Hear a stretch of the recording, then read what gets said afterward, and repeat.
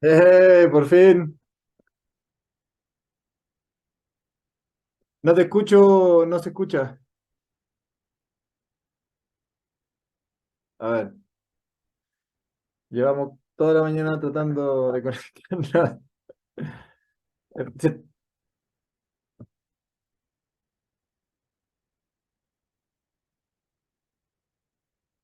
ya,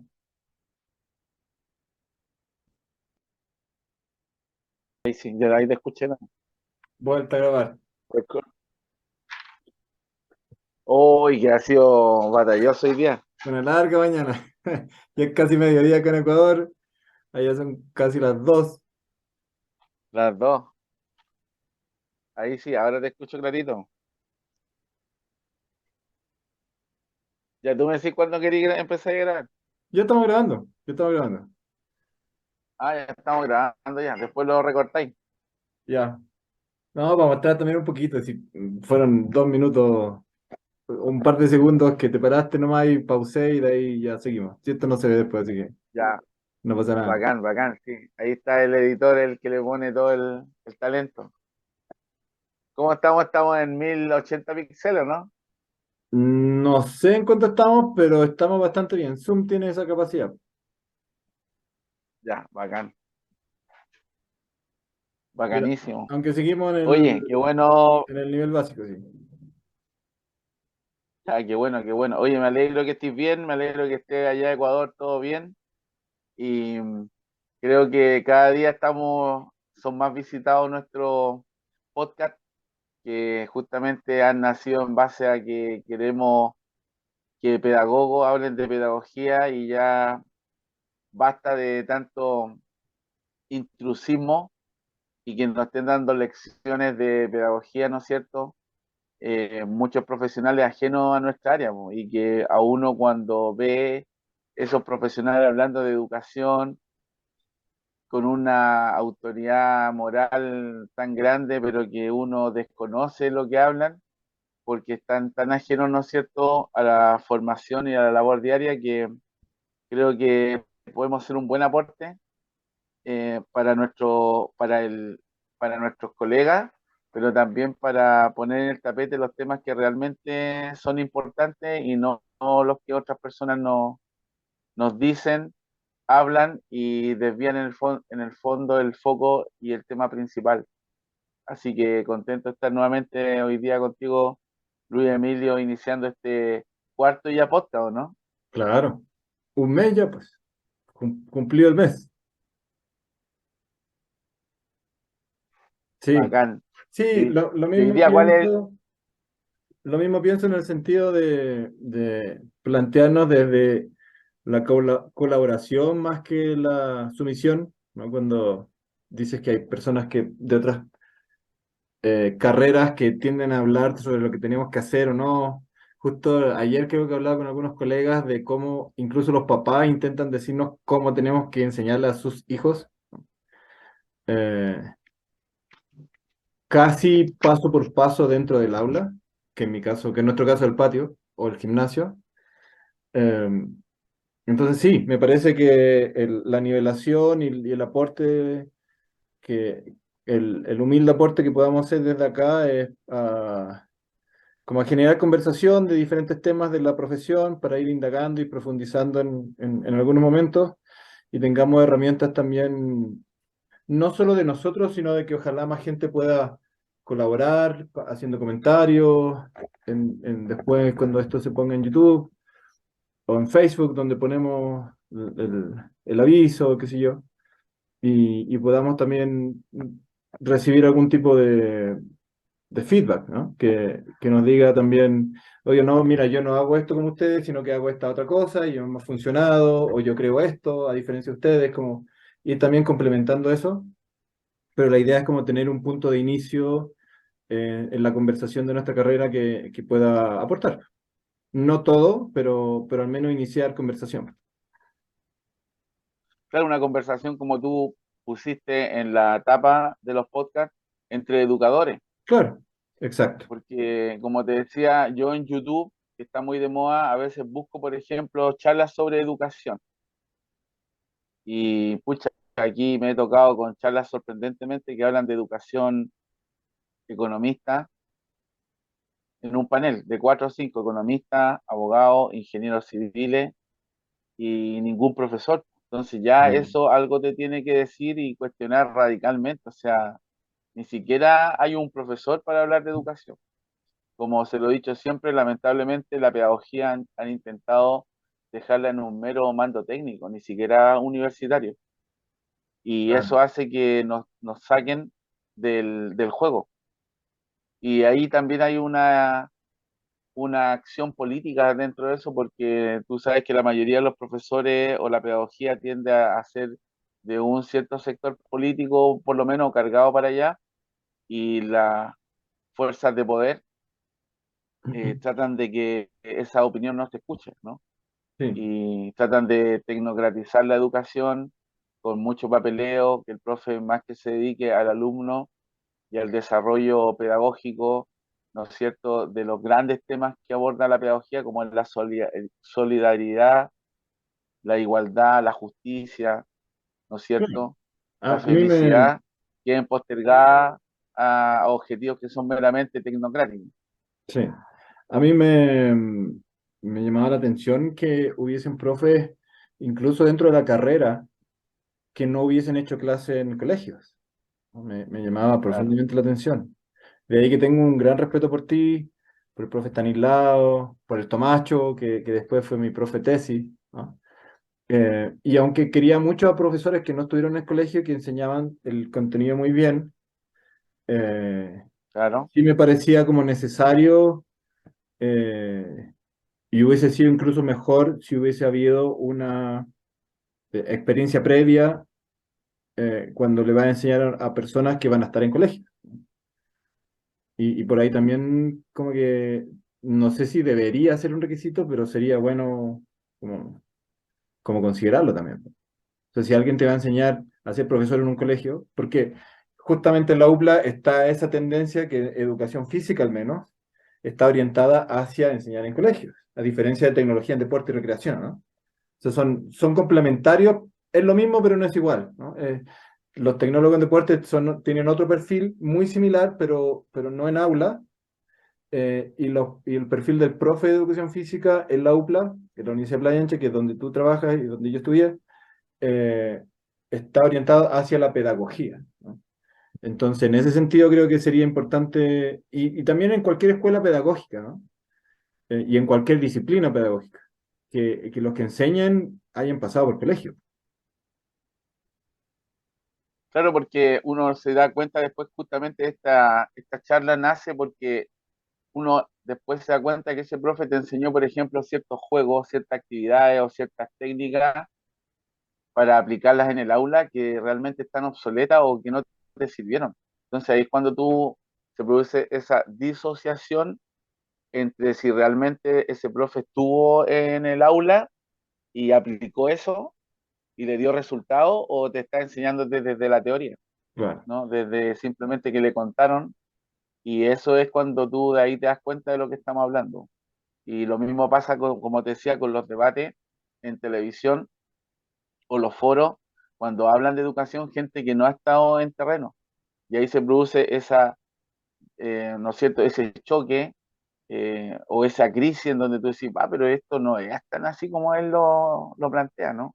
claro, Y ahí es cuando uno dice, ya, pues, nosotros tenemos que empezar a publicar, a escribir y a hablar sobre este tema, porque los que están ahí hablando no tienen la autoridad moral ni profesional para hablar del tema, porque no calza con lo que yo estoy viviendo en mi colegio, ¿no es cierto? O en el lugar donde estoy haciendo educación, ¿no? Hay diferencia entre la educación rural con la educación de ciudad. Hay claro, diferencia en la educación pública con la educación privada.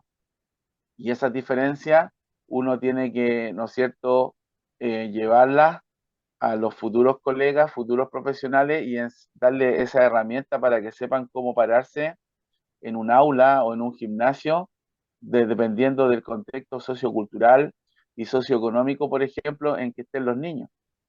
Ya las problemáticas son diferentes y el ambiente incluso es diferente. Como te decía, yo hoy estoy trabajando en forestal y realmente la escuela es hostil. El mismo edificio donde los niños están ahí estudiando todo el año es hostil para la educación. Yo le decía a los profes que, por ejemplo, un niño para poder estudiar necesita un ambiente grato, no solamente hablando de la parte espiritual, que el niño tiene que estar en paz, tranquilo, tener amor, Claro. recibir cariño, sino que también tú después tienes que llegar a un lugar que te acoja, en donde haya arbolitos, plantitas y no puro cemento, por ejemplo, como es el caso donde la escuela que estoy yo a cargo y trabajando con niños. Ya el ambiente es hostil, por lo tanto la educación o la enseñanza se hace muy difícil. Ahora, para ir enlazando las cosas, presenta tú primero el libro, porque está más o menos en esa línea, y de ahí Exactamente. presento yo, y de ahí nos vamos al tema de hoy día que, que nos habíamos propuesto Bacán, antes. bacán. Buen pase de gol me mandaste, ¿ah? Bueno, bueno, bueno, porque este libro tiene relación con eso que estaba hablando. Mira, te lo voy a mostrar primero. Para educar en la libertad. Josefa Martín Luengo. Educación anarquista. Interesante porque aquí este libro me ha ayudado, este libro de la Josefa Martín Luengo, que es pedagoga y también es psicóloga española. Ella en este libro he podido sacar mucho, por ejemplo, de los pilares valóricos con que estuve trabajando o trabajo yo, en este caso en las actividades de campamento o actividades, ¿no es cierto?, como estas escuelas de verano que estoy trabajando en Viña, en donde los anarquistas tienen pilares bien interesantes que nunca lo había trabajado en otras áreas, como por ejemplo ellos abordan el pilar de la felicidad, la solidaridad, el pilar sobre el cuidado de la naturaleza, también hablan sobre el pilar de la justicia y la igualdad y te enseñan a desarrollarlo. Así Claro, que en ese sentido es interesante y lo otro que ellos, aparte de esos objetivos que tienen valor y con el trabajo para educar para la libertad, también ellos enseñan métodos y técnicas que son interesantes, que no se trabajan hoy en día en el sistema o en el modelo chileno educativo, como es la asamblea. En el caso mío, yo aplico un cogobierno y para poder hacer cogobierno yo hago asamblea con los niños. Entonces te enseñan las técnicas de cómo tú tienes que hacer una asamblea con los niños porque no hay llegar y hacerla. Por ejemplo, los niños no saben levantar la mano y escuchar. Tú haces una pregunta, por ejemplo, ¿qué les gustaría hacer mañana en la actividad que tenemos? Y todos en sus ganas de aportar, yo, si levantan la mano, hablan toda la vez y no se escucha. Entonces, de partida tú tienes que empezar con los niños de 5 6 7 8 9 10 años a enseñarles técnicas de asamblea, en donde estamos todos en una igualdad de condiciones, donde el que quiere opinar levanta la mano y espera que uno le dé, ¿no es cierto?, la pasada para que ellos puedan empezar a dialogar, ¿no? Y ahí tú tienes que como pedagogo empezar a guiar. Por lo tanto, este libro es súper interesante porque aborda todas esas cosas que son importantes, como es una clase cooperativa, las actitudes necesarias para una democratización de la escuela. eh, Habla también sobre cómo se configuran los grupos en las salas de clase. Tiene temas como el agrupamiento del alumnado en una educación libertaria, ¿ya? Cómo trabajarlo, la importancia de aprender a hablar, de la oralidad, ¿ya? También desarrolla las etapas de maduración sexual en la adolescencia, por lo tanto te da una amplitud para saber en qué situaciones están los estudiantes para poder abordarlos de una manera mejor, ¿ya? Habla también de la importancia de la educación sexual, ¿te das cuenta? Y los principios y objetivos de la educación sexual te enseña, si tú quieres enseñar educación sexual, cómo debes trabajarla, cuáles son los claro. puntos de partida, ¿ya? Así que este es un libro que yo lo recomiendo, pero plenamente. Habla de la educación para la no violencia y te enseña cuáles son los conceptos a tratar. Habla de la educación para la igualdad, que son títulos importantes, y también de actitudes de la educadora y educador en una escuela libre. Entonces, la verdad es que está súper interesante, se los recomiendo a mis colegas que lo lean, y es lo que yo estoy ocupando y utilizando, ¿no es cierto?, en estas escuelas de verano, en estos cogobiernos y los métodos de la asamblea y para que los niños empiecen a educarse con un sistema totalmente alternativo y diferente al que manejamos nosotros y que hemos sido formados en la universidad, como ha sido, ¿no es cierto?, el sistema educativo tradicional chileno, que como ya hemos ido desmenuzando y comentando en los podcasts, tiene el germen del anglocentrismo y eurocentrismo. Eso, pues, colega, espero que lo pueda un día de mañana tener este libro y poderlo leer, hacérselo llegar por último, como sea ahí a sus manos, porque creo que va a ser interesante para ti. Sí, sí, sí, sí, definitivamente. Lo voy a después me dan los datos y lo voy a buscar por internet, si es que está en línea, y si no, voy a ver si es que está acá o en algún, cómo lo encuentro. Mi Te libro, voy a regal- dime, dime, te voy dime. a regalar uno, te voy a regalar uno porque fui a la feria del libro y como me gustaba tanto y hay varios capítulos, compré equivocadamente el mismo que ya tenía, así que te voy a hacer llegar uno yo regalo, como Ah, sea, bacán, pero gracias, ahí te ya, lo voy a hacer llegar. bacán. También le voy a recordar, para que no se lo olvide, porque yo sé que usted está muy ocupado y cansado y Sí, entregándolo todo para los ya, niños no, allá en Forestal.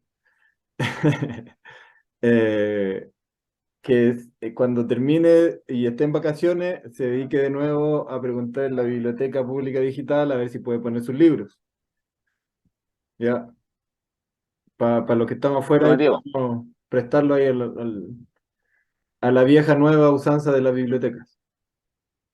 Mi prometido. libro está en línea un poquito con lo que habíamos conversado para el tema de hoy. Acá está en inglés, sí, Deporte, Identidad Sport, y Identity, oh, ese es buenísimo. Ethnicity. Sí, Deporte, Identidad y Etnicidad. Es una recopilación de estudios etnográficos, la etnografía como método de investigación cualitativa de la antropología, en los que relacionan deporte, la identidad y la etnicidad de diferentes formas. Son recopilaciones etnográficas de un profesor de Oxford, el editor, con entre él y otros que son los autores de estos estudios. Eh, el primer capítulo tiene que ver con un resumen, digamos, de deporte, identidad y etnicidad, donde va mencionando de a poco la importancia del deporte, por qué se hizo este libro, digamos, las clasificaciones y un poco de los contenidos en resumen de los capítulos que vienen, de los estudios etnográficos, ¿no? Entonces plantea que este es del 96, se publicó en el 96. Plantea ahí que hasta hace ese tiempo o un poquito antes los estudios del deporte se dejaban de lado porque no era algo central, no era política, no era economía, no era como que ni la sociología, ni la antropología, ni ninguna ciencia social estaba como muy dispuesto a meterse al barro con el estudio del deporte, principalmente porque se entendía que el deporte era una actividad que causaba placer y como que era natural al hombre, entonces no había para qué estudiarla, ¿no? Como que no tenía más contenido. Y de repente empiezan a salir, digamos, consideraciones más profundas en relación a la política, a la identidad, ¿no? Cómo el deporte forma, influencia estados, eh, poblaciones, de diferentes formas, ¿no? Entonces, acá habla, mira, tengo anotado, los voy a ir leyendo de a poquito. El primer estudio que muestran se llama, está en inglés, pero te lo voy a decir en español. Fuerte como un turco de Turquía. Poder, actuación en el sentido de performance y representación en la lucha turca. Entonces, este es un estudio etnográfico que se dedica a analizar la lucha turca, como la lucha greco-romana, ¿no? Desde la representación que hace de la masculinidad en Turquía y de cómo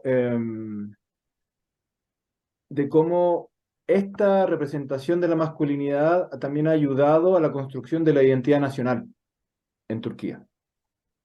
Hasta ese momento, al menos no sé qué habrá pasado después, pero se entiende que esta lucha turca ha ayudado a generar una identidad nacional alrededor de este deporte que ensalza preferentemente la masculinidad, ¿no? Y también después se va hacia otros lados en el sentido de cómo este mismo deporte nacional se ha usado como un medio eh, cómo se ha usado desde el Estado para la promoción del nacionalismo, ¿no? En el Claro. extranjero es como la cara visible, no sé, como en Brasil es el fútbol, ¿no? O Argentina también es fútbol, la cara visible, digamos, o el tango, qué sé yo. Acá se ha usado como imagen internacional, digamos, de Turquía, o hasta ese momento se usaba a través del Estado el deporte como símbolo de imagen de fortaleza, ¿no? De eso. Ese es el primer Bueno, capítulo. es Dígame. parecido a lo que pasa con New Zealand y el rugby, ¿no? Que ahora utilizan el haka y toda esta cosa como el rugby en este caso como elemento, ¿no es cierto?, deporte nacional y, y que representa a nivel país en el Exacto. extranjero, en este caso a la cultura maorí y de Nueva Zelanda. Exacto. El segundo capítulo tiene que ver con un juego de la zona de Afganistán, Pakistán, de esa zona, que se llama el Buzkashi, que es un polo indígena, de hecho se llama así, el polo indígena y la política de la identidad regional del norte de Pakistán, ¿no? Y lo que plantea, primero, el Buzkashi, que es este polo, es un montón de jugadores, que se me olvidó el nombre, tenía un nombre especial estos jugadores, que andan a caballo y que tienen que cargar lo que podría ser una pelota, pero es el cuerpo de un ternero, digamos, una vaca o una oveja con la cabeza cortada y tienen que llevarla hasta cierto punto y hacer el gol, básicamente. Que se remonta a tiempos muy antiguos y que ha sufrido transformaciones a través de la historia. Y en este caso, lo que estudia el autor es digamos, también el uso de este juego de la construcción de la identidad regional. Por eso dice el norte de Pakistán. Y también de resistencia contra la hegemonía del centro del Estado, ¿no? Y también ha ido sufriendo variaciones. Al principio, la descripción que hace decía que era bien, digamos, anárquico el juego en el sentido que todo el mundo jugaba para su lado y como que no había mucha organización, y que después el Estado central empieza a tomar posesión de este juego y le empieza a variar las reglas y lo deportiviza, ¿no? Lo hace institucional. Y este juego también entonces sirve, igual que la lucha turca, para la construcción de la masculinidad. Ahí sale algún ejemplo de lo que plantea el autor y dice que en algún informante le dice, si quieres saber conocer la identidad del país, tienes que ir a ver este juego, ¿no? Como que el juego te lo resume todo y ahí conoce al país, que tiene que ver con la masculinidad, la fuerza, el control, ¿no? Pero en este caso, en el norte de Pakistán se usaba o se usa para un modo de resistencia, porque van teniendo ciertas formas propias de jugarlo. De ahí viene el capítulo de toreras, ¿no? En las corridas de toro, pero mujeres, estereotipos de género y el Estado, que es bien interesante porque ahí plantea ya el tema de deporte, identidad y género. En este caso de las toreras en España, y de cómo hay ciertos elementos que introducen en el capítulo que tienen que ver con la construcción del estereotipo de género, con la intervención del Estado, con la discriminación, el desafío, digamos, a la normatividad, digamos, a la norma sociocultural y las representaciones culturales simbólicas que tiene. Entonces, básicamente las mujeres que son toreras han tenido un montón de problemas para posicionarse como toreras, ¿no? Por un lado, porque se pensaba esta actividad como solo de hombres, y segundo, porque el Estado ha intervenido de formas no tan buenas para el apoyo. Entonces, o lo prohíben por la seguridad de las mujeres, o porque hay mucha presión justamente de este machismo que indica que esto es de hombre, entonces las mujeres no tienen que estar, ¿no? Y también empieza a estudiar, digamos, lo que ha ido provocando en términos de del reto que le genera el estereotipo, digamos, con la intención de quebrar el estereotipo, de que las mujeres pueden y pueden ser toreras y lo pueden hacer igual de bien, y esto se puede abrir, esta tradición se puede abrir también y cambiar para integrar a las mujeres, en este caso. De ahí hay otro, nuestra sangre es verde. Cricket, identidad y empoderamiento social entre los pakistaníes británicos. Y acá ya se usa el cricket como deporte. Yo me acuerdo que aprendí esto en el colegio en Estados Unidos. Los niños que venían de Afganistán, Siria, por esos lados, veían el campeonato mundial de cricket, que se jugaba en Inglaterra, me acuerdo, y se levantaban a las 5 o 4 de la mañana a verlo por el cambio de horario y me lo contaban después. Y era el deporte para ellos. O sea, estaba el fútbol y el cricket, culturalmente. Y acá también se Mira, plantea, pero desde la perspectiva de pakistaníes que viven en Gran Bretaña y de cómo ese deporte les sirvió para posicionarse dentro del, digamos, eh, con una identidad nacional, siendo pakistaníes, como inmigrantes, pero insertándose en el deporte, y describe también los problemas que han tenido por eso, ¿no? O sea, el sentido de pertenencia, la identidad colectiva, digamos, la lucha contra la discriminación, eh, y también, obviamente, para mejorar su posición social. Eso en Inglaterra. De ahí habla también desde la pesca deportiva en Gran Bretaña, si es que no me equivoco, y con registros que datan desde el siglo XV, en el que alguien escribió alguna descripción, pero que al principio era solo para la gente que tenía tiempo de ocuparlo en el ocio de pescar, eh, o sea, de la aristocracia, básicamente. Y después cómo fue claro. cambiando en el tiempo hasta que digamos, se privatizaron tierras, se empezó a cobrar, se empezó a hacer una federación, se dieron permisos de pesca. Desde la mirada de los que le gusta esto y una actividad pacífica y está sentado, es contemplación, ¿no? No hay grandes cadenas mostrando este deporte porque es muy fome ver a una persona sentada pescando por 3 horas, ¿no? Y lo compara con el movimiento antipesca, el movimiento animalista que defiende la capacidad de los animales de sentir, ¿no? Y la lucha que han tenido desde desde el mismo movimiento animalista y de los derechos de los animales, de decir, oye, pero los pescados sienten o no, ¿no? Entonces, y las acciones que han ido tomando y las pugnas que han tenido entre estos dos grupos, ¿no? Que es súper interesante también la historia. Y hasta un poco chistoso como lo escriben.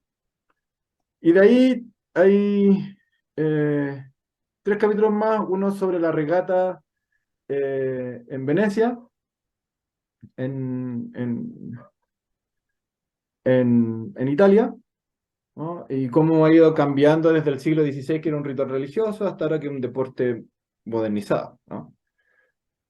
De ahí hay un estudio sobre el efecto del fútbol en el Zimbabue colonial y los cambios que tuvieron los jugadores como trabajadores y manifestantes de la protesta, ¿no? Del cambio de la colonia hacia la República Independiente y de cómo el fútbol también ayudó a construir esta identidad, porque el fútbol venía de afuera, entonces ayuda a construir esta identidad moderna con algo nuevo, como un punto de inicio, ¿no? Y de cómo se fueron mezclando las protestas, el fútbol y cómo el fútbol ayudó entonces como a empujar también esta lucha por la modernidad. Y el último, estudia el caso del nacionalismo en juego, se llama, los vascos de Vizcaya y el Atlético de Bilbao, el Club Atlético de Bilbao. Como el club ha sido un soporte para la identidad vasca, específicamente de Vizcaya, y cómo se han ido entrelazando, digamos, la parte identitaria, eh, etno-identitaria también, digamos, con el club de fútbol, cómo se han ido apuntalando los dos, como representación de la identidad vasca en ese sentido. Súper interesante el libro. Yo me metí a este chat GPT, que es el chat de la inteligencia artificial, y le empecé a conversar sobre estos capítulos y hay un montón de información y te la da en español, que puede ser, digamos, la alternativa si es que se quiere leer un poquito más para entender el libro. Creo que no tiene traducción al español aún, no sé si la llegará a tener, pero puede ser una alternativa. Súper interesante. Fue el primero que encontré y que me compré de antropología del deporte.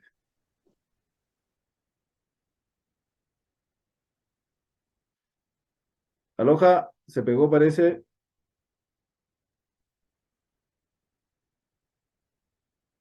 Está volviendo. Ahí volvió. Ahí volví. Ahí quedó. Oye, interesante el libro, muy bueno. Yo creo que ojalá estuviera en una versión en español, ¿no es cierto?, traducida, porque los temas son interesantes y además que son convergentes a todo, porque, por ejemplo, el caso del Athletic de Bilbao, ¿no es cierto?, en el País Vasco, tiene mucha relación también, por ejemplo, con lo que es Wander aquí en Valparaíso, ¿no? No Claro, solamente un club, Wander es el club más antiguo de Chile, por algo se le llama el Decano.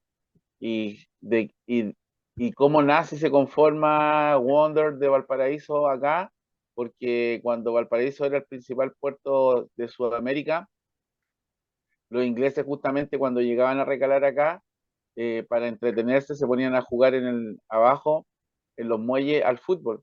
Y los porteños empezaron a mirar cómo jugaban y le empezó a entusiasmar este deporte. claro. Entonces, esto debe haber ocurrido, como tú decías, en la India con el cricket o en Pakistán, que uno cuando ve las películas, por ejemplo, de Gandhi en la India, muchas imágenes muestran que juegan al cricket y que es un deporte inglés, ¿no? Sí. Entonces, en Es muchas gigante el partes cricket del allá. mundo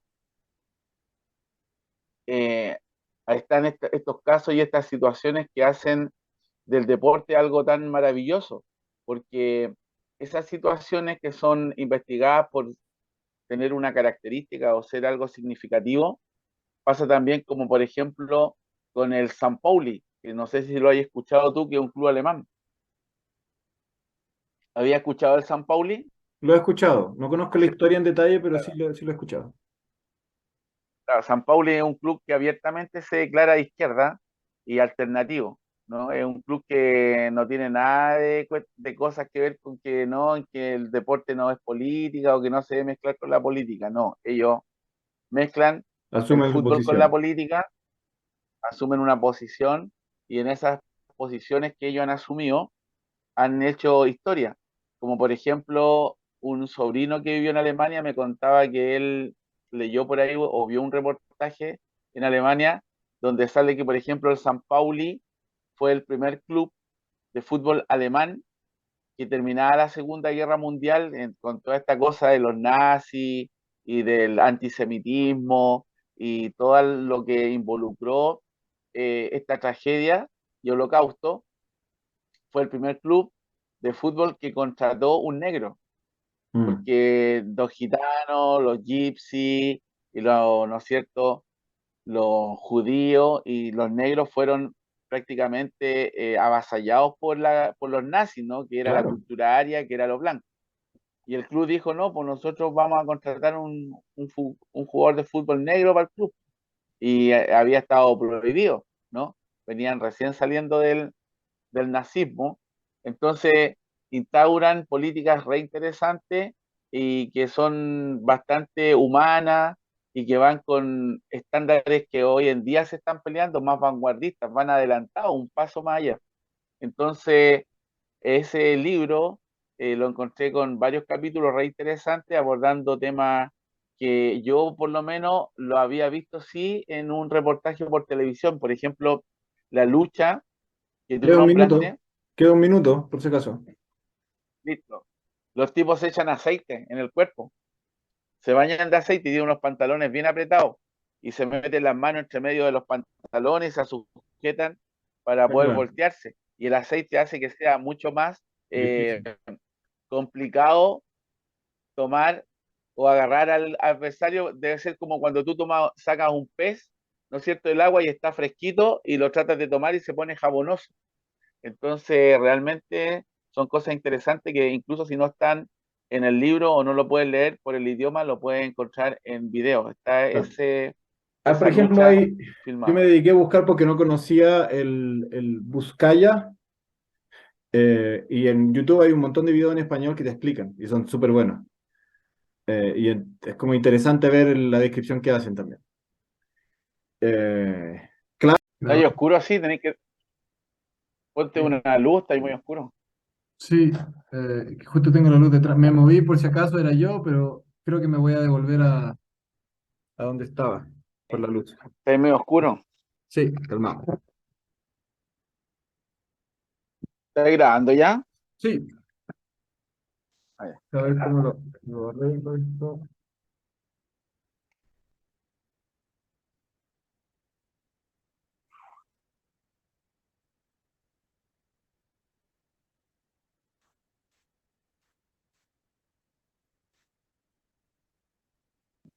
acá hay un poco de viento en Valparaíso, por eso que a lo mejor puede ser que también esté medio el internet inestable. Ah, puede ser eso. Listo, ahí estoy un poco mejor. Sí, ahí sí, po. Ya, a ver si retomamos. Entonces, o sea, me pareció bueno el libro justo por el tema que te había propuesto, que era la idea de conversar sobre el deporte barrial, en el sentido de cómo el deporte a nivel local, en este caso de barrio, también puede ayudar a generar identidad, a construir identidad, y es a partir del deporte que se genera eso. O sea, no es que al contrario, ¿no? Y un poco también lo decían en el libro, hay diferentes formas de cómo el deporte influye. En algunos casos ya viene una identidad, por ejemplo, confrontacional entre dos partes de algún pueblo que termina de cristalizar en la creación de los equipos deportivos, ¿no? Mencionan algún ejemplo de México, si es que no me equivoco, en béisbol, y que finalmente tuvieron que eliminar los equipos porque las rivalidades que habían entre los diferentes barrios se exacerbaron tanto que terminó siendo demasiado violento y tuvieron que Claro. eliminar el deporte. Pero también mencionaba otros deportes en los que creo, no me acuerdo si era en Brasil o en algún lado de alguna selva tropical, eh, competían, por ejemplo, en cargar un tronco largo, dos equipos, pero si el tronco que cargaba un equipo era mucho más pesado que el de otro, el equipo que era más liviano pasaba jugadores al otro lado porque lo pudieran cargar, porque la idea era que los dos completaran el juego, a pesar de la competencia, a pesar de la competencia, ¿no? Entonces, Son el, como juegos el o deporte se ve deportes medio antropológicos. Son como deporte antropológico, ¿no? O sea, no deporte antropológico, sino que ahí la antropología te sirve para poder analizar y entender que el deporte funciona de diferentes formas. No es solo una, Claro. no es solo placer. En algunos te puede exacerbar la enemistad que ya venga previamente, o te la puede crear, pero también puede mostrarte que puede servir para unir personas, ¿no? En términos de, Solidario. en ese sentido, te digo yo que, por ejemplo, cuando pensaba en deporte de barrio, mi gran referente es mi club de básquetbol en Santiago, la escuela de básquetbol de Pedro Aguirre Cerda, y que la conduce Roberto, y digamos, los apoyos han ido cambiando durante el tiempo, ya desde el 97 más o menos, ¿no? Y, y ahí entendí, digamos, la idea de la identidad de barrio, porque cuando salíamos a jugar siendo digamos, de todo este sector de alrededor de Lo Valledor, la población de Ávila, Santa Adriana, José María Caro, La Victoria, Lo Valledor, ¿no? Todas estas, Santa Olga, que también, o sea, estos Santa Olga, José María Caro son de Los Espejos, de la comuna de Los Espejos, que colinda cerquita, ¿no? Entonces muchos amigos venían de ahí también, pero que compartimos más o menos el mismo, la misma categorización socioeconómica, ¿no? Y ahí fue que se nos desarrolló a todos, por el Roberto, por el profe, este sentido de familia, de pertenencia al equipo de básquet, que se formó como una familia, pero también en el sentido de sentirse orgulloso de donde estábamos. Porque era un lugar pobre, o sea, de clase media, y no sé si media, pero clase baja, al menos, por seguro. eh, que no tenía muchas alternativas de desarrollo deportivo, de recreativo, no habían tantos parques en esa época, y la escuela se transformó para muchas personas como en la posibilidad de sentirse orgullosos de dónde vienen, pero también tener posibilidades de desarrollo profesional, incluso con becas, y la escuela era de PAC, o sea, ¿no? Éramos de PAC. Entonces, cuando íbamos a jugar afuera, a cualquier lado, a San Bernardo, a Talagante, a Curacaví, fuimos en algún momento ¿cómo se llama acá? En la quinta región cordillera. Eh, San Felipe, Los Andes, ¿Dónde estaba el psiquiátrico? Putaendo. Putaendo. Fuimos a Putaendo alguna vez. Y dentro de Santiago, a diferentes lados, me acuerdo alguna vez, un árbitro, estábamos en la cisterna, o sea, ni siquiera era Las Condes, lo Barnechea, nada. eh, Porque veníamos de PAC, íbamos a la cisterna, que una comuna está en Los Espejos, y de ahí la cisterna, o sea, no era mucha diferencia. Algo nos dice era jovencito. Algo nos dice así como, oye, si esto no es por el pueblo. Una cosa así como, ¿de qué estás hablando? Como, no, no somos tan diferentes tú y nosotros, digamos, en categoría social, como para estar haciendo eso, que no se debería hacer jamás, menos por un árbitro.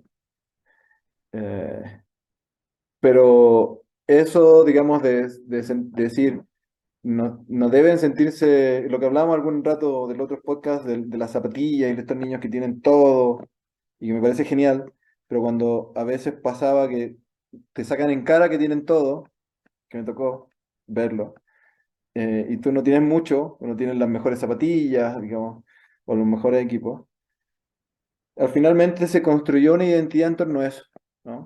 En torno al barrio, al lugar, porque era PAC. Y eso floreció tanto que me acuerdo que, por ejemplo, éramos club de hombres, pero todos los niñitos, desde los 8 años hasta los adultos, siempre nos saludábamos de mano, abrazo y un beso en la mejilla.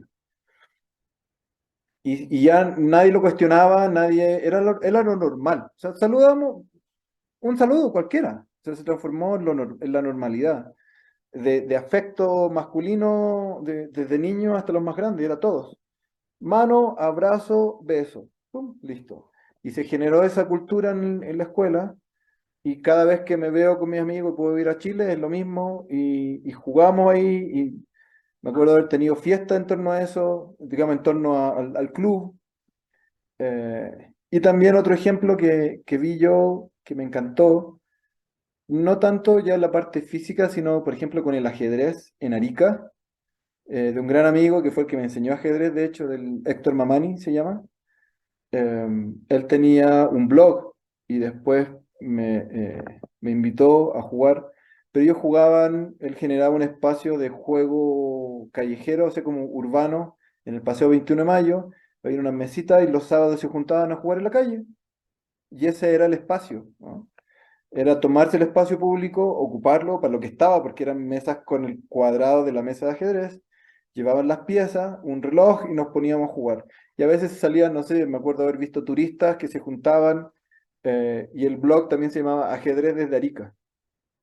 Habían clubes de ajedrez, por supuesto, pero me pareció súper interesante esa propuesta de juego, o deporte en la calle, ocupando el espacio público, con identidad local, porque era de Arica, ¿no? Esas son las dos entidades que conozco, por las que tengo experiencia. Obviamente he visto otros, he conocido mucho, he conversado con mucha gente, pero me parece que el deporte barrial en ese sentido tiene un tremendo potencial en términos de identidad, que es lo que podría usarse también para desarrollar cualquier deporte en general, como equipos por barrios que tienen ese arraigo local. ¿Qué es lo que pasa, no sé, en los equipos de fútbol profesionales que están por ciudades, que apoyan, o la NBA también, que tiene equipos, es el nombre de fantasía más el nombre de la ciudad, con pertenencia local, ¿no? Y tienen una rivalidad entre los Clippers y los Lakers en Los Ángeles y así, ¿no? Entonces, la identidad local más el deporte barrial, eh, como potencial, y también con las vicisitudes que tienen los entrenadores, de barrio, ¿no? Que también es otro tema aparte, pero que lo toca profundamente acá. Bueno, eso pasa, yo me estaba acordándome de ejemplos en torno a lo que tú dices. Y, por ejemplo, estaba acordándome que Valparaíso tiene muchos clubes de fútbol, por ejemplo, aquí el deporte que más se juega en Valparaíso y la mayor cantidad de canchas que existen en torno al fútbol. Pero si tú te das cuenta, al haber sido Valparaíso a comienzos del siglo XVIII, el principal puerto de Chile, hasta en ese entonces no existían los aeropuertos, no Claro, estaban todavía los aviones. Entonces, el aeropuerto de hoy, que no es cierto, Pudahuel en Santiago, en ese entonces era el puerto de Valparaíso. exacto. Y por ende llegaban todos los inmigrantes de todos los países del mundo y los que venían, ¿no es cierto?, navegando. Y si tú te das cuenta que hay una cantidad de clubes y muchos de los clubes tienen nombre más bien de las ciudades países de los inmigrantes. Y aquí, Sí. por ejemplo, yo mismo juego en el Club Helénico, ¿no es cierto? Que representa el nombre de Grecia, que era más primitivo, los helenos. Y están muchos clubes con nombres ingleses, el mismo Santiago Wander o Wanderers de Valparaíso, El Everton. y así sucesivamente, el Everton, ¿no es cierto? Bueno, y fíjate que lo que es la paradoja, po, y, y hay pocos nombres de clubes, por ejemplo, de nuestra zona o de nuestro país, muy pocos. Por ejemplo, si se me viene a la mente dos clubes, por ejemplo, que son representativos a lo mejor del carácter chileno o que provienen de un origen chileno, como es Caupolicán en Playa Ancha, y ahora hay un club que se llama Lautaro en Cordillera, pero deben haber más de, no sé, 100 clubes de fútbol y hay dos clubes representativos de nuestro nombre o representativos de lo que es nuestro país, nuestro territorio. También está, bueno, no Son, en fútbol, pero en básquet está el club de básquetbol de Playa Ancha. claro, pero uno contra cuánto, Unión Árabe, Esportiva Italiana, Claro. o de nombre extranjero, de gente que llegó a colonizar. Por ejemplo, los dos más grandes, me voy a salir un poco del tema, pero los dos hospitales más grandes de la región son el Gustavo Frick y el Hospital Carlos Van Buren. No hay ningún hospital Roberto González, Humberto Mamani o Juanito Manquepi. ¿Te das cuenta? Tiene relación con incluso nombres extranjeros. El principal escuela militar se llama del Libertador Bernardo Higgins, no del Toki Lautaro ni del Toki Caupolicán. Entonces ahí tú te empiezas a dar cuenta cómo estamos colonizados a todo nivel. Las principales avenidas de Valparaíso son Errázuriz, Avenida Pedro Montt, nombres de gente de afuera, ¿no? Entonces, todas esas cosas uno lo hace pensar que el fútbol también, en este caso el deporte, también está eh, colonizado y con valores que vienen desde afuera. Por eso que es interesante lo que tú estabas planteando, porque el principal germen que tienen los deportes que hemos heredado de los ingleses es la competencia. Y cuando los ingleses crean sus deportes, Inglaterra era una potencia colonialista, po. Por lo tanto, siempre el carácter que le dieron a sus deportes tenía que ser con ese germen de la competición, porque en su suelo estaban formándose los futuros gobernadores, almirantes y militares que iban a tener que salir de la isla de Inglaterra a tomar posesión y dominio de las colonias que ellos tenían en ultramar, en las Malvinas, Piñón de Gibraltar, África. Entonces el joven inglés tenía que ser un tipo atlético, competitivo, que liderara, ¿no es cierto? El liderazgo parte desde esa visión. Entonces ahí está el sello que tú estás planteando, ¿no? De cómo nosotros trabajamos los deportes y el dirigente qué sello le va a dar, como en el caso que tú nombras, ¿no? Que él fue ve el deporte como un ámbito de unión, también de identidad territorial, ¿no es cierto? Pero también existen también muchos formadores, entrenadores que lo ven con un carácter nacionalista, ¿no? Decir, bueno, Chile, somos los chilenos y somos campeones sudamericanos, ¿cachai? Y le ponemos la pata encima al boliviano, al peruano, siempre le ponemos la pata encima al que sabemos que le vamos a ganar, ¿no? Porque cuando nos toca con los que son buenos, ya ahí no nos quedamos callados nomás y nos aflora esa identidad como corresponde. Entonces, es interesante porque el fútbol barrial va a tener una identidad en la medida también, no solamente por el carácter sociocultural, geográfico o económico, sino que quien dirija un club le da ese carácter. Y por eso uno tiene que practicar los más altos valores sociales que existan, ¿no es cierto?, dentro del contexto humanitario, porque al final somos todos raza humana. Ayer leía un cartel que subió una amiga que decía, todos somos inmigrantes, todos somos inmigrantes. Tú no puedes estar rechazando al extranjero porque en algún momento tu ascendencia fue inmigrante. estamos llenos de gente aquí con apellido italiano en Valparaíso, franceses, vasco. Mi mismo apellido, Ercilla, es vasco. Por lo tanto, yo tengo ascendencia de inmigrante, entonces no puedo yo ahora, porque nací en Valparaíso, decir, no, no queremos inmigrante acá.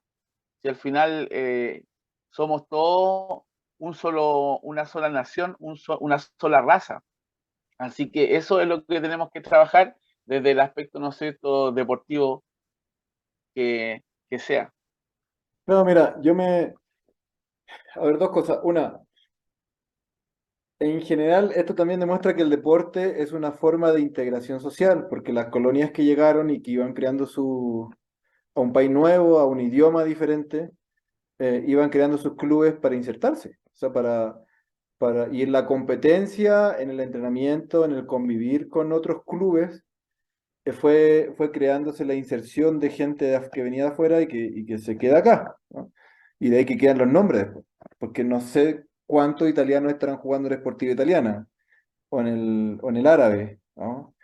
En fin, no creo que muchos, la verdad, pero sí mantienen esta idea de que le pasaban el libro a los pakistaníes británicos, en términos de inserción y de valorarse y de disminuir la discriminación que sufrían. Fue como un elemento de integración nacional que se usó el cricket, ¿no? Entonces, en ese sentido me parece súper interesante y justo me acordé de cuando estaba en Estados Unidos trabajando de profe. Tenía el colega de educación física, Mr. Lee, Herman Lee, con H, ¿no? Él ya estaba a punto de jubilarse. Era un chino, pequeñito, pero que había vivido en Estados Unidos. Se vino desde China desde que tenía como 8 años que llegó, ¿no? Eh, y en algún rato, bueno, nos hicimos muy amigos, a él lo admiro mucho. Y rapidito, como yo estaba a cargo de recibir en mi clase a los niños que venían de diferentes partes del mundo, en algún rato te comenté, ¿no? Tenía niños de Siria, Afganistán, Eritrea, Irak, Irán, ¿no? Por ese lado, eran refugiados. Y de ahí de Latinoamérica en general, tenía de Taiwán un par, y México, El Salvador, Nicaragua, unas hermanas de Colombia, que eran los más al sur que tuve, Guatemala, El Salvador, creo que ya los dije. Y, pero llegaban todos, tenían varias características compartidas. Primero que los que no venían de Latinoamérica no sabían español, estaban en una condición, digamos, de pobreza, porque o eran refugiados que salían de la guerra, o eran inmigrantes cruzando la frontera sin ningún tipo de ayuda, más que la esperanza de poder tener una vida mejor. Y a veces solos los niños, yo mayores. Yo hacía clases de sexto a octavo. Entonces él me dice, hagamos un club de atletismo en el colegio, un jogging club, un club de trote. No teníamos mucho tiempo, entonces era una vez a la semana, los miércoles se quedaban y, y la idea finalmente era como entrenar un poquito, que salieran del ámbito escolar un poco, a los que les gustaba trotar, porque trotaban harto ese día, y varios llegaron. La mayoría eran de ahí y más niños que ya vivían y eran de Estados Unidos que se unieron. Entonces se formó un grupo bien lindo. Y en algún rato Mr. Lee me dice, pero saquémoslo a pasear, saquémoslo el fin de semana, hagamos actividades los fines de semana. Y era lejos, yo me demoraba 40 minutos en carro y él vivía cerquita por ahí, pero igual andábamos en carro. Y la idea era sacarlos a pasear. Yo pensé al principio que era competir, como buscar competencia, hacer competencia. Y me dice, no, no, no, sí, a mí no me interesa eso. A mí me interesa que los niños, sobre todo los que vienen de afuera, tengan la posibilidad de salir de su barrio y vean un poquito más allá. Entonces la excusa va a ser el atletismo, el trote. Y si hay carrera, corrimos, pero si no, saquémoslo a pasear, hacemos juego entre medio, lo sacábamos a comer un helado, él se consiguió un poco de auspicio de algunos donantes para el club de atletismo, entonces ya pues, después, más adelante, pudimos pagar la gasolina que ocupábamos para el carro, los helados que le comprábamos, porque al principio salía de nuestro bolsillo. Y ahí también Como fue muchos un profes, poco po, de como integración. muchos profes. de integración, claro, sí, sí, absolutamente. Y yo eso lo aprendí también del Roberto, de mi entrenador de básquet. Ese momento me Claro. inició mucho a mí, a mi época de jugador y de entrenador en la escuela de básquet. Pero también fue desde otra perspectiva porque acá era de integración, o sea, era permitirle a los niños que venían de afuera y que estaban súper abrumados por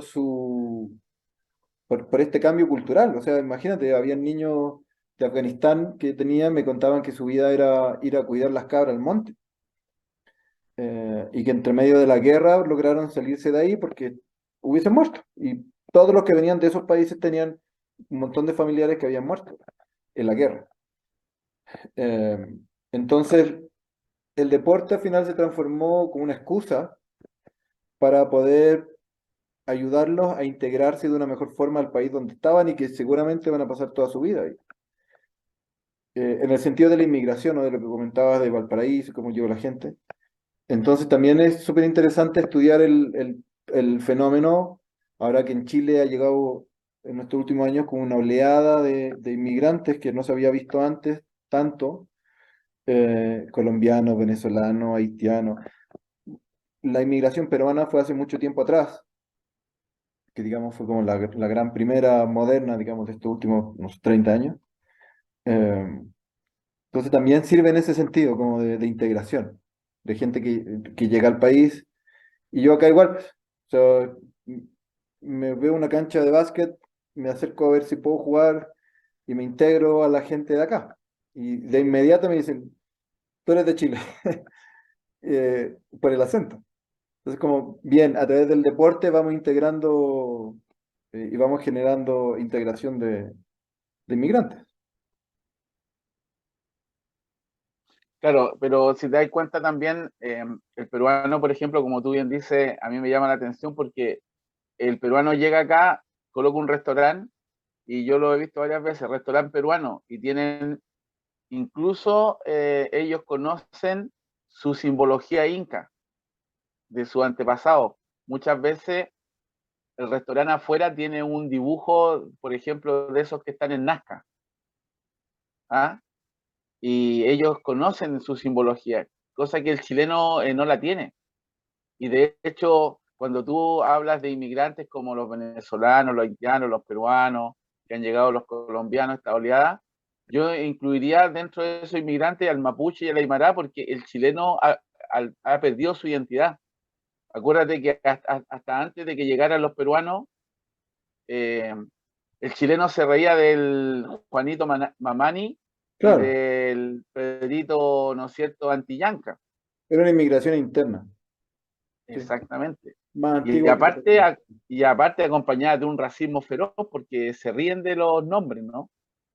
Y, y eso es lo que, como te digo, el chileno le falta entender que em, yo a veces lo digo fuertemente porque así lo creo, pero este más que un país es un fundo, porque la construcción ha sido de construir Chile, ha significado despojarlos primero de sus nativos, ¿no?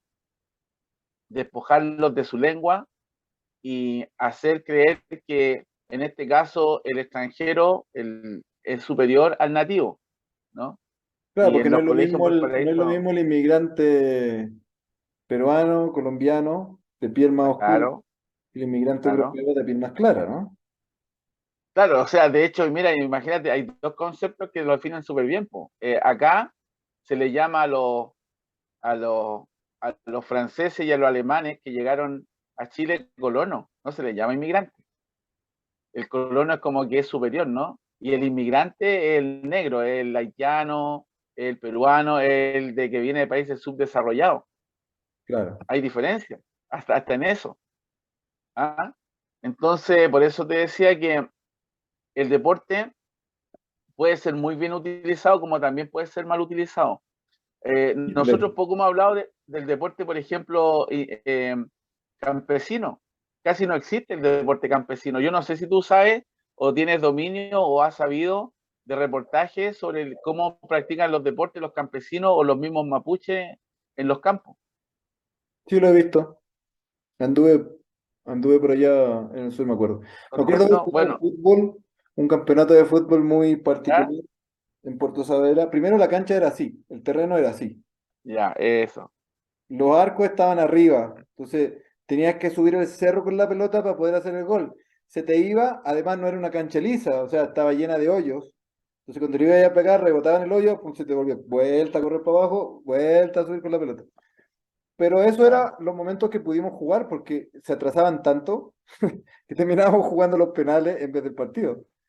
Y Exacto. es la realidad rural. Y con ahí, si es que consiguen una bandita de dos personas de música ranchera, esa es, digamos, como la parte winca, ¿no? Después, por supuesto, están los encuentros de Palín, con los palifes y todo, digamos, entre comunidades. Claro, pero el primero que tú nombras se le llama torneo, por lo menos en la zona ya Claro, de Quepe, Boroa, tiene un Cauco, torneo, como Perales. cualquier torneo. Claro. Pero, por ejemplo, el club, el concepto de club, que viene, tú sabes, de los ingleses, no es el mismo al que ellos trabajan, porque yo cuando me tocaba ir cuando joven a estos torneos, de partida, al no existir club, el concepto de club era raro porque primero todos pueden entrar al torneo. No hay Me quedo donde si pegado. tú no eres socio no puedes entrar y tienes que pagar una cuota, ¿no? Claro, Y si no, no entras. Tú no puedes entrar al club español si no eres socio. Allá llega cualquiera de partida, en carreta. Los premios no son copas, es un chancho, un cordero, una jarra de cerveza. sí. Entonces, ahí tú empiezas a ver esta cosa de lo que es lo privado o lo público, empiezas a ver este contraste entre que no hay discriminación, porque puede llegar cualquier persona al torneo y entrar, es abierto, y en otros lados son cerrados. Y como te decía, estas cosas son las que han formado el carácter del chileno, ¿no? Porque, como te digo, hay situaciones muy dispares y los camarines, pues los camarines son la o la naturaleza que está alrededor de la cancha y ahí se cambian ropa, ¿no?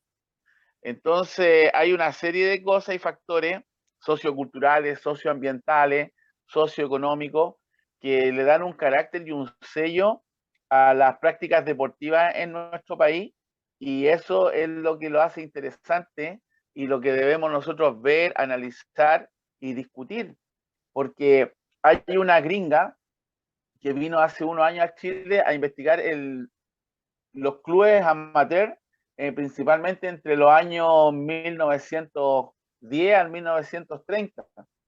Y hizo un reportaje re interesante porque descubrió que en esos años, en el año 1910 al 1930, por ejemplo, los clubes, aparte de desarrollar el espíritu físico y la musculatura y todo lo que engloba la parte motriz, ella se dio cuenta que en los barrios populares también el club deportivo era la escuela para los que se iban a formar como dirigentes, en este caso políticos de la clase obrera o dirigentes vecinales, porque en esos años la gente iba al club, había que organizar a la gente, Mm. había que hablar en público y la gente participaba mucho más que ahora porque antes no había internet, no había el nivel de televisión que había, entonces el principal modo de entretener, compartir y socializar era el club.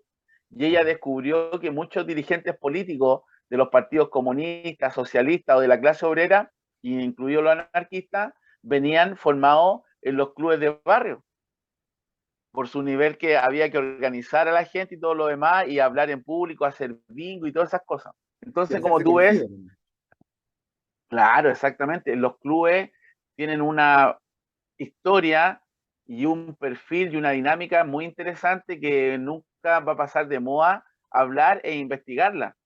Y eso es lo que estamos tratando de rescatar nosotros desde acá. Te das cuenta, es mostrar esa parte que a veces la gente no lo va a encontrar en un libro, solamente en las conversaciones que podamos tener nosotros y por nuestra experiencia. Pero es importante que se den cuenta que un club puede ser mucho más que lo que aparenta ser. Siempre son más que lo que aparentan ser, o sea, es innegable, sobre todo cuando intenta estar enraizado, porque he visto diferentes formas de clubes, ¿no? Está esta forma de club en la que yo me crié deportivamente, donde el entrenador trataba de no cobrarle a los niños, porque pensaba que claro. no se le debería cobrar por hacer deporte. Eh, Trataba de buscar otras fuentes de trabajo, haciendo o buscando proyectos para tener en la escuela, o proyectos de otro lado de básquet para poner en la escuela y él poder tener un sueldo, ¿no? O trabajar en talleres de adulto mayor, para poder tener un fondo que le permita vivir y dedicarse principalmente al club, que ha sido su vida desde el 97, como te digo. Pero también hay clubes que derechamente te cobran, si no pagas tu mensualidad, te vas, tienen las listas de mora, qué sé yo, eh, y de ahí tienes todo el rango de precios que puedas tener, ¿no? Dependiendo de dónde esté ubicado, en fin, de lo que te ofrezcan. Que me parece válido, si alguien tiene y puede pagar y quiere pagar, vaya, ¿no? No me parece para nada malo en sí mismo. Eh, pero sí te va marcando, digamos, la posible cultura que se genere en el club. Por ejemplo, yo sé que en la cisterna está el Club Las Brisas, que tiene mensualidad, que son un sector súper humilde también, con mucha más historia, digamos, muchos más años de vida que la escuela donde estoy yo, y funcionan súper bien y hacen un hermoso trabajo, y hay un montón de otros clubes ahí alrededor también que han hecho eso. Y me acuerdo que en algún momento, al principio, justo por nuestro club, se armaron un montón de clubes en PAC, en Pedro Aguirre Cerda, que después murieron, pero en la época de oro, digamos, inicio del 2000, finales de los 90, inicio del 2000, había un campeonato comunal con 15, 18 clubes 15 clubes de básquet, barrial, en Balmaceda, en el Estocolmo, en el Villasur que estábamos nosotros, y así. El Palestino, había uno que entrenaba en el CEFAM, en el COSAM, cerca del estadio municipal. Un montón. Pero después fueron desapareciendo porque no hubo una dirigencia o cabeza de los clubes, sino era más bien que se juntaban a jugar casi. Intentaron mucho hacer algo, pero no les resultó. No tenían, digamos, la porfía y el tiempo, entendible también, que le quiso dedicar mi entrenador a la escuela, ¿no? O sea, no les daba o no estaban dispuestos a hacer ese, porque había que hacer un montón de sacrificios, yo lo vi. Me acuerdo haber estado a las 8 de la noche un sábado, pasando por las líneas del tren y en bicicleta con mi entrenador, oscuro, y esos barrios de noche no son fáciles. Cruzando la línea del tren, viendo ahí varios tipos, uno ya sabía que algo iba a pasar, y de repente, profe, buenas noches, a mi entrenador, ¿no? Pase nomás, pase tranquilo, vaya nomás. Y era que él hacía clase a los niños de toda esa gente ahí, de fútbol, de varios deportes más, ¿no? Y fue el deporte lo que nos permitía pasar de noche y conocer a la gente, porque tampoco discriminaba a nadie, ni andaba preguntando el prontuario, no, el niño juegue, no me interesa quién es el papá, quién es la mamá, juegue. Eh, Tiene derecho a jugar como cualquier niño, ¿no? Entonces eso como que me marcó, que después me sirvió en Estados Unidos y que me llama la atención, por lo que después me contaba mi abuelo, por ese sector de la población Dávila, que empezó como toma de terreno, qué sé yo. Eh, En ese sentido, me parece también que el esfuerzo que hace toda la gente que decide entregarle su tiempo a los deportes y a los clubes de barrio es súper loable y admirable, porque no cualquiera lo hace, implica mucho sacrificio, que hay que estar dispuesto a tomarlo, para no quejarse toda la vida tampoco, eh, y con poca recompensa a veces externa, más allá de la satisfacción de ver a los niños jugar, y que muchas veces las instituciones se aprovechan de eso. Como a los profes, pero no en el colegio, oiga, pero si planifiquen la casa, si total, igual como no te podemos pagar por más tiempo extra, pero planifiquen la casa, como sacrifica tu tiempo personal y familiar, y muchos lo hacemos, ¿no?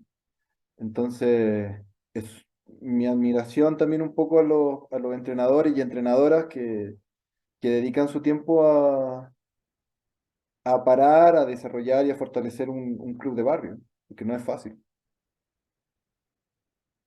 Bueno, por eso el poder que tiene el deporte, pues, y los clubes. Pero como te decía, yo con los años me doy cuenta de que, claro, hay gente que entiende que la clase popular y los niños que están en situación de pobreza no solamente cultural, sino también económica y de salud, tú te das cuenta que hay personas que necesitan que haya sectores de la población que no salgan de ahí, porque al final y al cabo necesitan mano de obra barata, ¿no? Para poder explotar. Entonces, al final todo en este país, que yo le digo que es un fondo, está pensado para que todo se entregue, pero poquitito. Es decir, no demostremos que somos malditos y egoístas. Claro, Demostremos que somos solidarios, pero siempre con lo justo, con lo más poquitito. Mira, un ejemplo fresquito.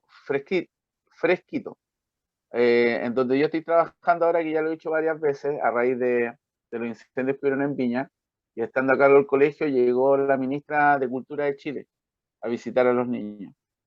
En un colegio que debe tener a lo mejor una población flotante, o por su capacidad de, no sé, unos 300 a 400 alumnos.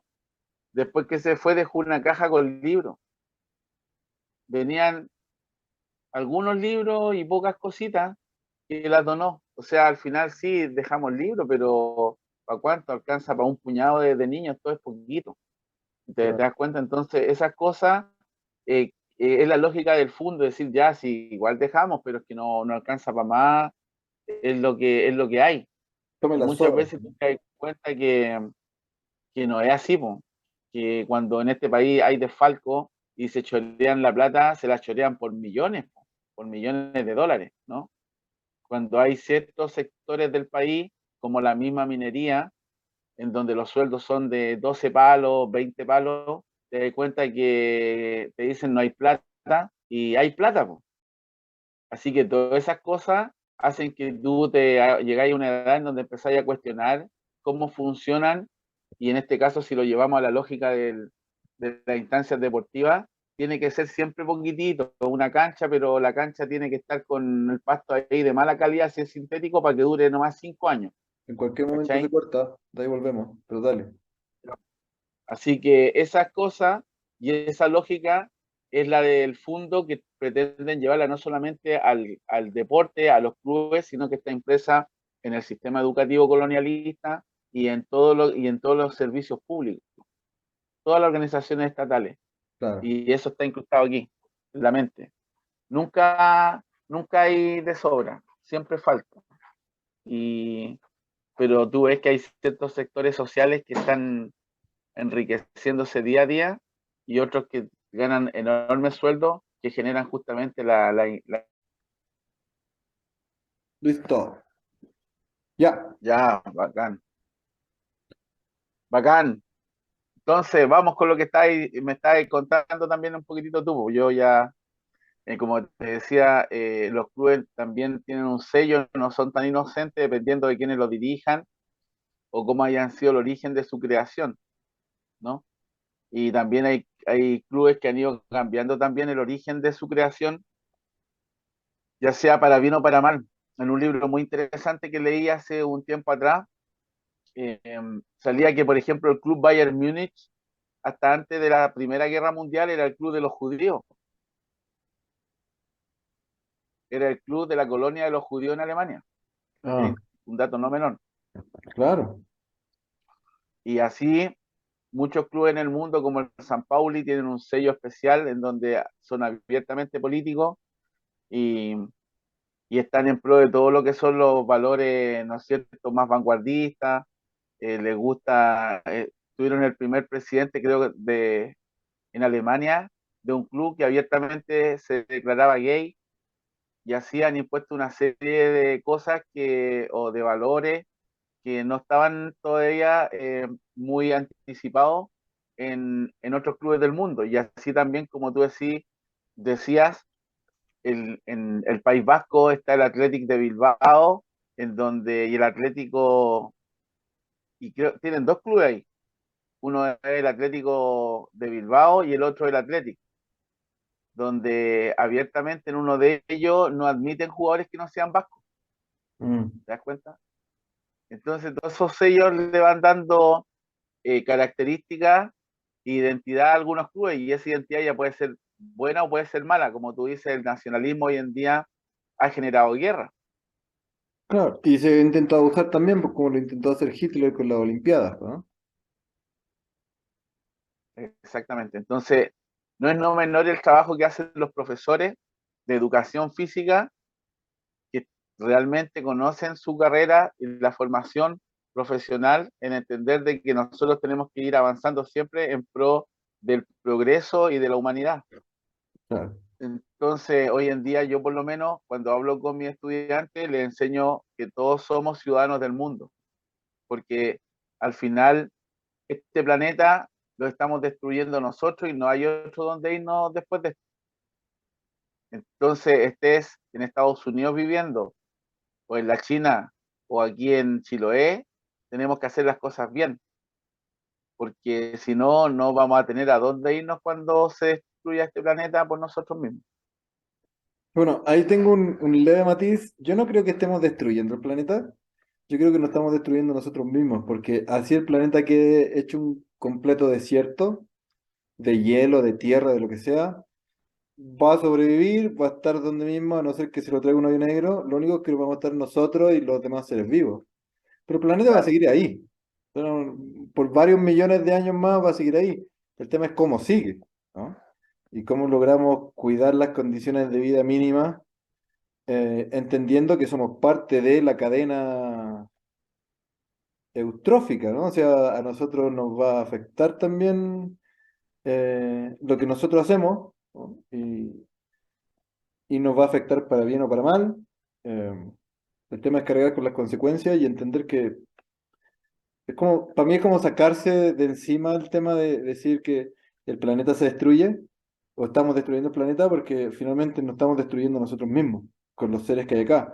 Pero después vendrán otros seres y si se elimina todo y quedan bacterias, pues, serán bacterias y se repetirá el ciclo nomás, pero finalmente es como nos estamos haciendo el daño nosotros nomás.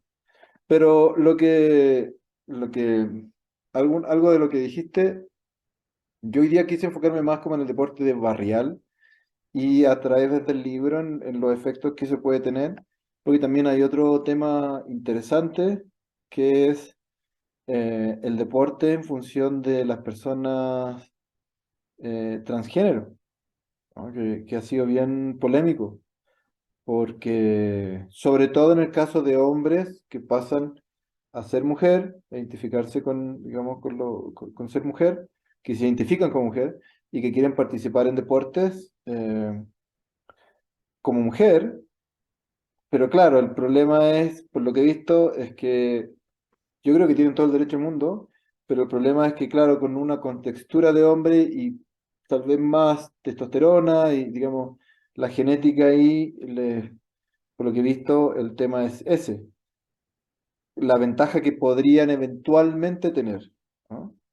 Porque no está seguro. O sea, yo no podría jugar, aunque me cambiara de sexo, pues no podría jugar en la WNBA, ¿no? Siendo hombre. Y, entonces no es necesariamente un argumento completamente válido en ese sentido, pero sí sería interesante también en algún momento tocarlo. Pero me quise enfocar más en el tema del barrio porque es donde estamos más cerca nosotros, ¿no? Los profesores de educación física, los tecnólogos, las personas que no son profesores ni tecnólogos, pero que les gusta el deporte y hacen los cursos de capacitación de la federación respectiva y estudian y entrenan. eh, en fin, o sea, hay, digamos, un montón de entrenadores que no son profes y que pueden perfectamente entrenarse a través de la federación. Conozco varias personas así que son súper buenas en su deporte y que han aportado un montón a la formación de jóvenes desde los clubes específicamente. Como otro ámbito en el que además los niños van porque quieren. No es que están obligados a ir al club de fútbol, a no ser que, pues, o de básquet o el deporte que sea, a no ser que su familia lo obligue, pero son menos esos casos. En general los niños van porque quieren estar y se salen cuando ya no les gusta. Entonces también tiene otra connotación el club de barrio o el club deportivo porque es una actividad de libre elección, no como el colegio. y ojo, y hay que tener un detalle con lo que dijiste frente a, no quiero dejar pasar el tema del género y lo que tú planteas sobre las diferencias, pero yo no creo que el tema sea tan grave. Yo creo que Yo el tampoco. tema es un tema más bien eh, solamente que inviscuye al tema de alta competición y rendimiento, porque la única, yo vi el tema de un nadador transgénero que le ganaba a las mujeres, pero eso se da solamente en las competencias y en las competencias de alto rendimiento, porque ahí está el foco y el objetivo de ganar. Ahí no hay otro interés más que ganar y por lo tanto ahí no se perdona eso. Y además es Y una eso es población, en términos numéricos, ínfima. ínfimo, Sí, ínfima. Por lo tanto, eso si pasar en un club de barrio en donde el objetivo no es ganar e ir a pasarlo bien y divertirse, no tiene ninguna relación. Y claro, además te voy a dar otro ejemplo. Eh, en donde yo estoy trabajando, en Forestal se han cometido muchos errores cuando se organizaron estas escuelas de verano, porque la organizaron varias instituciones y no conversaban. Se notaba que no conversaban entre ellos y las típicas pugnas de poder entre organismos del Estado. Y nunca se pusieron de acuerdo si los niños que íbamos a tener eran de 7 a 14 o de 5 a 14. Y hay una gran diferencia que, si tú te das cuenta, recibir niños de 5 años son párvulos, kinder, claro, e incluso hasta pre-kinder tenemos. Y si tú vas a una escuela en Chile, por lo menos, dentro del establecimiento educacional, los niños de 5 años tienen un patio especial, baño especial y se hacen cargo la educadora de párvulos. Entonces a nosotros en una escuela de verano nos obligaron a recibir de 5, cosa que yo había anticipado que no era lo correcto, porque éramos puros profesores de educación física y porque está la diferencia, por ejemplo, de estatura entre un niño de 5 años con uno de 14 es yo, prácticamente el doble. yo enseño esa Y edad. así, Sí, la conozco.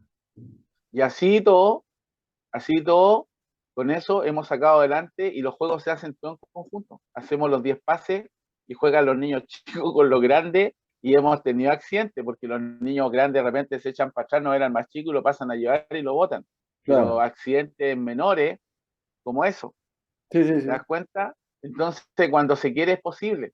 Cuando nos decimos a los grandes, oye, ya, pero no tiren tan fuerte el pelotazo, van a jugar la pelota, no disparen el arco muy fuerte, tengan ojo con los más chicos que están jugando y armamos una pichanga con estas diferencias de deporte y de edad, se puede. Entonces, ¿por qué? Porque está dentro del ámbito del contexto de pasarlo bien, recrearnos y entretenernos. Y de la formación, claro.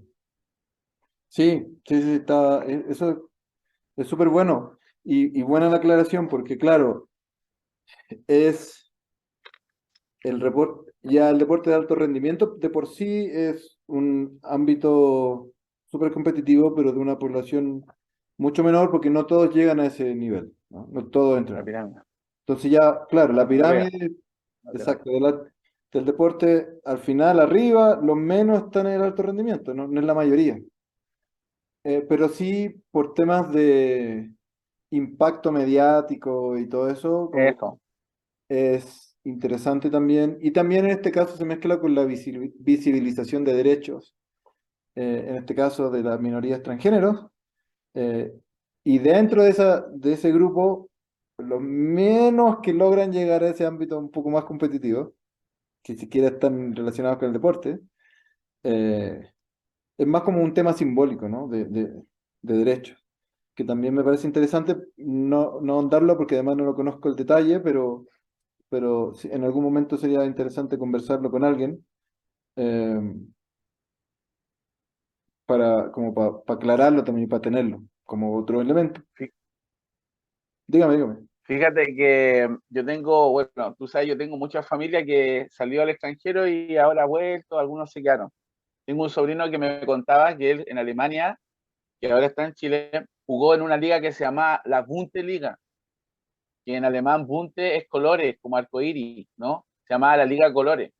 Y él dice que en Alemania se juntan, hacen un campeonato, llegan en familia, acampan en un entorno de canchas con mucho campo, lugares bucólicos que dice él, y hacen partidos de fútbol, pero juegan sin árbitro, juegan cambiando de la regla al fútbol, juegan en familia, juegan niños con papá, hermanas, mujeres, se mezclan de todo, y después de eso se van a la carpa a seguir tomándose una cerveza, celebrando, tocando música, guitarra.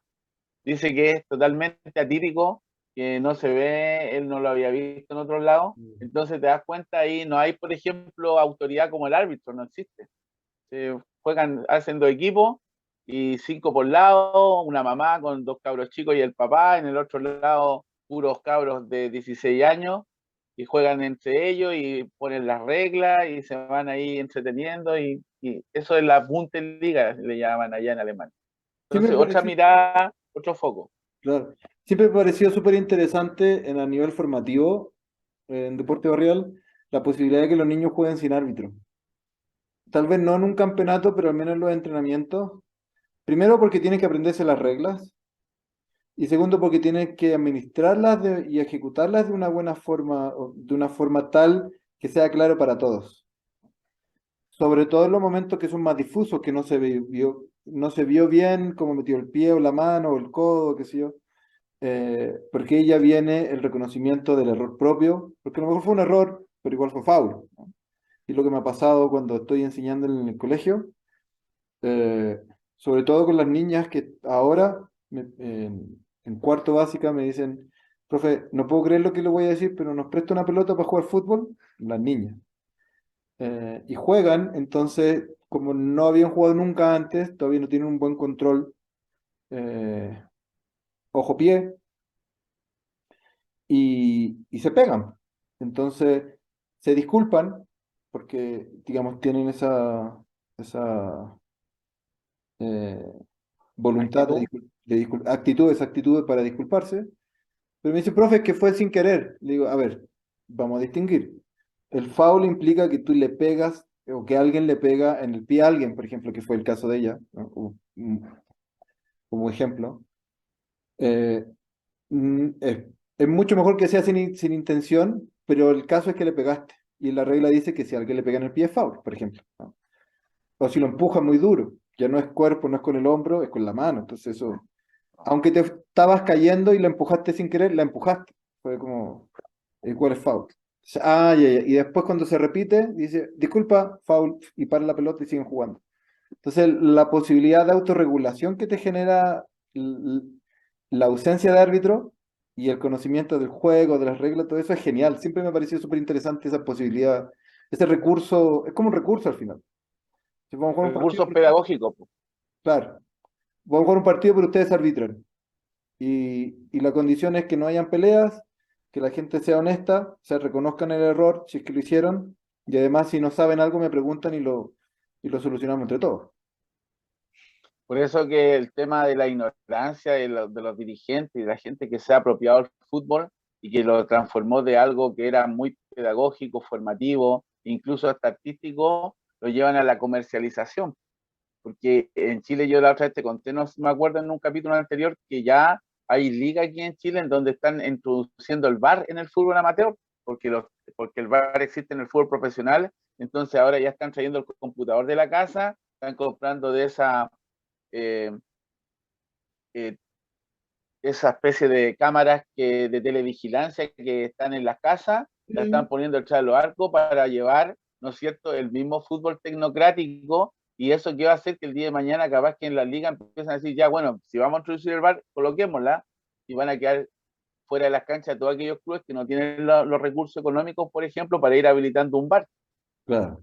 ¿cachai? Entonces, la lógica comercial está por sobre los principios que estamos hablando nosotros, que es de formación, socialización, todos aspectos pedagógicos, ¿no? Y que los niños empiecen a entender el criterio. Por ejemplo, cuando tú practicas deporte, hay algo que no habíamos hablado, pero ¿qué hace la diferencia entre en el deporte la fuerza con violenta con aquel foul que es simplemente por una especie de haber calculado mal el espacio-tiempo de llegar al balón, ¿no? Sí. Que es interesante.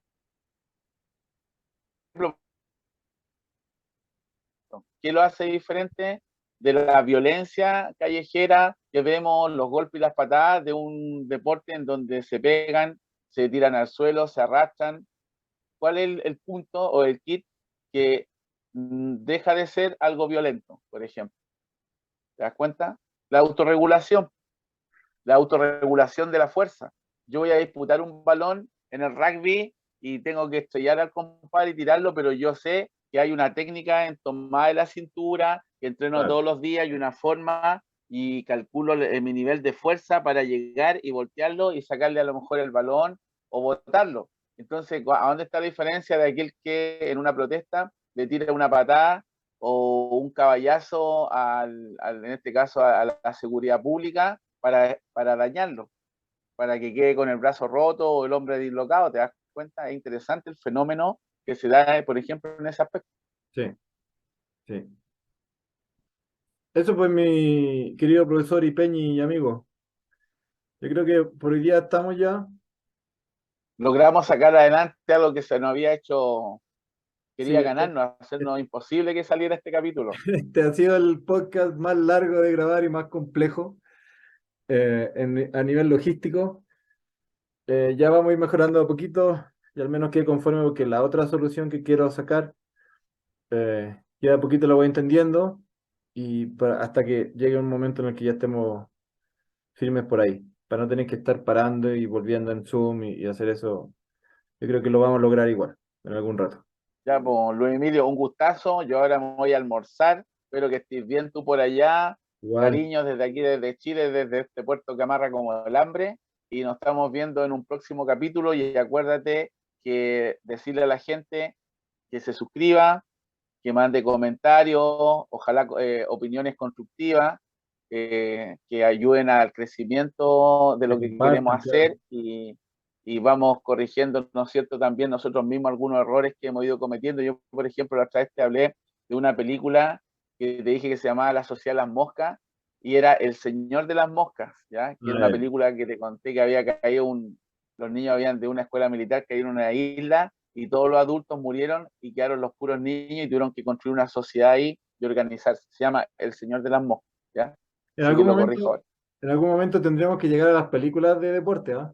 Que también es otro También, mundo. po, otro mundo, po. Claro. Genial, pues si tenemos, ¿cuántos? Aquí tenemos varios capítulos más, yo creo que de aquí vamos a llegar de más a los 100 capítulos, así como De vamos. más. Facilito, facilito. Ya, Nos pues, vemos, Luis Emilio, un abrazo. ahí conversamos por interno después para la próxima semana. Gracias. Chao, chao. Chao.